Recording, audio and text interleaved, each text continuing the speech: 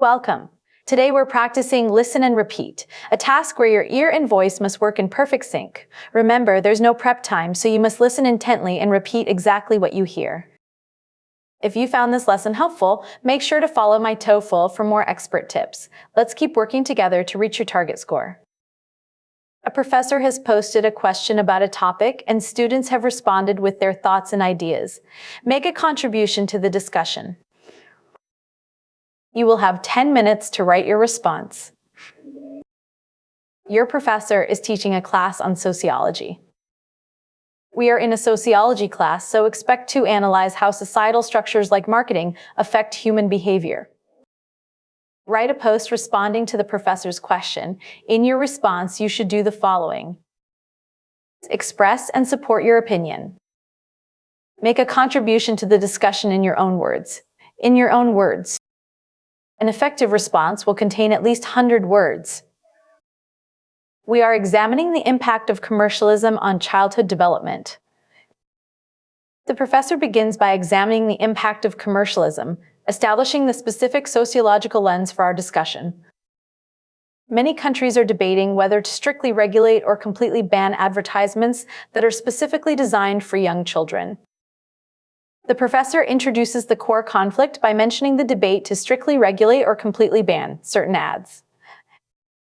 Supporters of a ban argue that kids cannot distinguish between entertainment and marketing, which leads to unhealthy habits.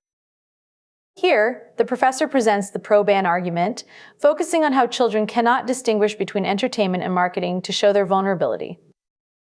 Critics, however, believe that advertising is a normal part of a free market and that parents should be responsible for their children's choices. The professor switches sides, using critics, however, believed to introduce the opposing view centered on parental responsibility. Should governments ban advertisements targeted at children? The professor poses the should governments ban question to clearly define the specific task you must address. Why? Why? By asking why, the professor reminds you that providing logical reasons is just as important as your initial stance. I believe a ban is necessary because children are too young to understand they are being manipulated. Student 1 takes a firm position by stating a ban is necessary because they believe children are being manipulated by advertisers. For instance, colorful ads for sugary snacks can lead to long-term health issues. Furthermore, kids often pressure their parents into buying expensive toys they don't need. The student uses, for instance, to provide a concrete example of sugary snacks to illustrate the harm of these ads. As a result, banning these commercials protects both family budgets and children's physical well-being. With the phrase, "as a result," the student concludes that a ban protects both family budgets and health, summarizing their main points. However, I think a total ban is an overreaction because businesses need to inform customers about new products. Student 2 uses, however, to signal a disagreement, labeling the proposed ban as an overreaction that hurts businesses. For example, educational games and books are also advertised, which can benefit a child's learning. The student supports their counter-argument by using, for example, to highlight educational games and books that benefit children. Additionally, it is the parents' job to teach their children about making good choices. Consequently, the government should not interfere in the relationship between businesses and families. Using additionally and consequently, the student argues that the government should not interfere in family choices. Now let's write our own response step by step to see how a high-scoring academic discussion post is constructed. We start with "in my opinion," while parental responsibility is important to show we've considered the other side. Then we add "I believe that governments should implement strict bans" to state our stance.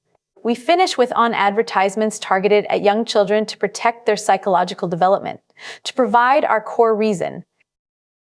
We begin with "I agree with student 1" to directly engage with the classroom discussion. Then, we explain that young children lack the critical thinking skills to show why we agree. We conclude with "required to identify the persuasive intent of marketing," to define the specific problem.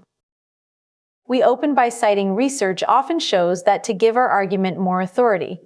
Next, we explain the finding that kids perceive commercials as factual recommendations instead of sales tactics.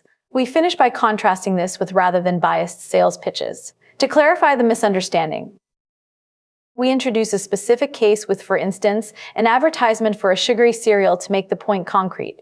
We then add often uses cartoon characters that appeal to a child's emotions, explaining the mechanism. We end with leading to persistent demands for unhealthy products, to show the negative outcome. We start by acknowledging the counterpoint with, while student 2 argues that parents should be the gatekeepers, to maintain a balanced tone. Next, we introduce the complication. The reality is that in the digital age, children are exposed to ads on various platforms to show why the counterpoint is insufficient. We finish with that are difficult for parents to monitor 24/7, to emphasize the practical challenge. We use, furthermore, many families do not have to add a second supporting point. We then specify the issue as the educational background needed for analysis. Finally, we conclude with to explain complex marketing tactics to their toddlers, to show the specific difficulty. We use the transition, therefore, a government-led ban is the most effective way to signal our final conclusion. We follow with to ensure a level playing field to describe the positive goal. We finish with where children are not exploited for corporate profit, to drive home the ethical necessity. We begin with by removing these predatory influences, to summarize the action taken. We then move to the positive result. We allow children to develop their own interests, showing the benefit of the policy. We end with, without being constantly bombarded by commercial pressure, to describe the new, healthier environment. We start with this policy would ultimately lead to project the long-term impact. We then list the first benefit, healthier dietary choices, followed by the second benefit, and less financial stress for families across the nation. Comprehensive closing statement. To provide a comprehensive closing statement. To succeed in the academic discussion task, always start by clearly stating your position while acknowledging the existing debate. Make sure to explicitly reference at least one other student's point to show you are participating in a conversation. Finally, provide your own unique examples or research to demonstrate depth and critical thinking.